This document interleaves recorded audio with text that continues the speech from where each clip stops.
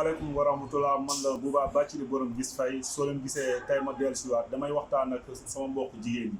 parce que ñu bëri ñu ngi dund wàllu métti mooy surtout jigéen yi nga xam ne mënuñu am takkandeer nañuy ànd ak seen xel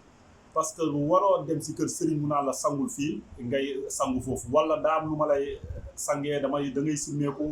ma def si ki ay jat loolu mais jigéen ak góor jigéen ñi simmeeku ku góor gi taxaw di ko kii sang ngir yàlla loolu fa la am da ngeen ànd ak seen xel bu leen nekk si ay jafe-jafe ba doo leen a ànd ak seeni xel après foofu ngeen di jug ñu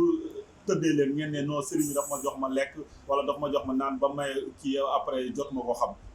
après ba mu yegg sama kaw jot ma ko xam mais jigéen ak góor jigéen fu mu simmeekoo ku góor ki tiim ko kay loolu noonu kay seytaane kay mën na see dugg parce que seytaane si loolu lay yàqamti ku leen ne carrément daa am lu may def sama kanam pour sekk ak yow pour li nekk si yow gi dañ rab bi day feeñ day duul dañ leen koy wax yéen jigéen ñi moytu leen loolu ku leen ne sangul si kër bi na la jox sangat nga yóbbu ba sa kër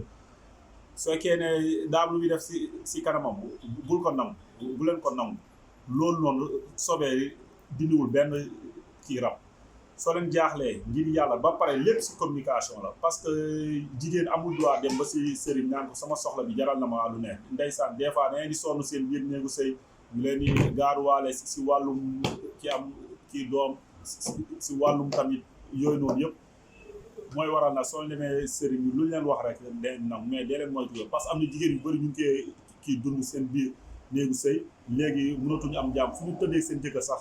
seen xel day nekk ne ñoom mos nañu sekkal beneen góor boo xam ne nekkul seen jëkkër te sëriñ bi la te am na tamit kër yu bëri yoo xam ne wallaahi laa la wax doom yi fa judd yu si bëri si seen jëkkër yi juruñu ko te ñoom mënuñu ko wax kon boo ko dee leen moytu bu baax a baax ngeen xam communication noo leen communiquer ak sëriñ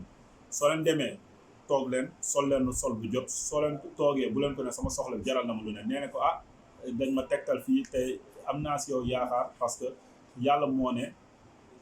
na ngeen ma ñaan ma may leen te yaakaar naa la si te sama soxla bii kat yaakaar naa si kat yàlla jubóole ñu ba li may ñaanal ma gis ko loolu rek un point c'est tout mu ñaanal la mais am na yenn wax yoo xam ne waroo see yegg ak tamit yenn kii ba mu lay ñeme ngir yàlla war a suul sama mbokku jigéen ñi moytu war leen bu baax a baax sëriñ nag jot naa am